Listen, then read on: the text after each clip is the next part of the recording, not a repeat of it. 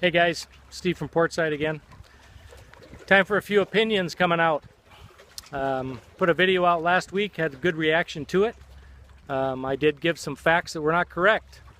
I had guessed that there were 600,000 fish that the DNR said were in that 2013 year class. The actual number is 900,000. So if you put an average of 1 pound on each of those 900,000, plus added to the 1.1 million of biomass, plus the fish they missed, we're upwards in that 2 million mark where they want us to be. Interesting question came out of the MILFAC meeting last week. A gentleman stood up in the audience and said, "How many fish do you need in this lake before we're allowed to keep one?" Any idea what the answer was? Nothing. They didn't have an answer for him. Kind of frustrating. Took some notes. A lot of questions about winter. What's going to happen with the winter season? You have to understand that the DNR fiscal year for limits and quotas on Mille Lacs Lake is December 1st. So December 1st we revert back to zero, and then we will find out before that, in October, we should find out what the netting results were for the test nets that the DNR puts out in the fall.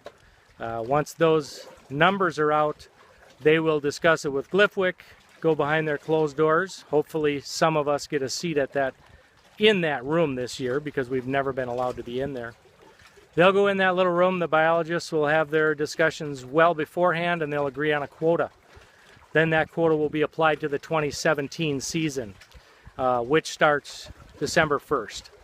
So hopefully they will give us at least a 1 fish small slot, more than likely.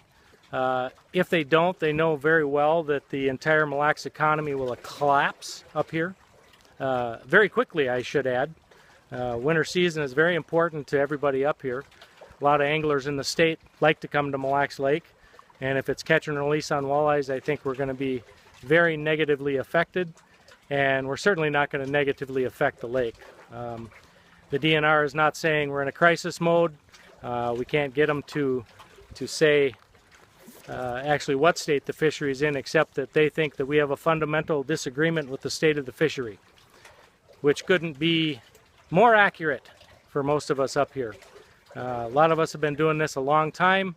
We don't agree with their numbers, but we don't have the data to back it up.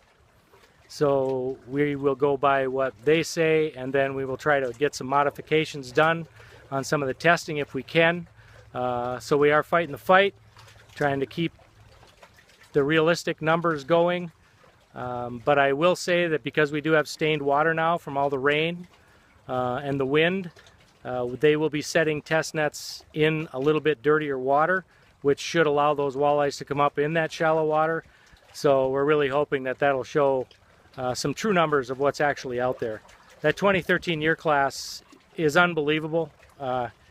They say it's just good, but what we're seeing lake-wide is that they're everywhere. We get more walleye reports from bass fishermen right now fishing up on those shallow reefs. Crankbaits in the middle of the day, bright sunshine, no wind, they're catching walleyes on those reefs. So they're everywhere. They're in the deep basin areas with the big walleyes. That's where the big walleyes are coming out of, is the deep basin area. They've got some food out there.